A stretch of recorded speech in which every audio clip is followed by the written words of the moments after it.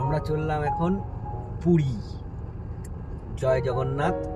কিন্তু জগন্নাথ আগেই আমাদের একটা বাধা দিয়ে দিয়েছে, বিশাল জ্যাম।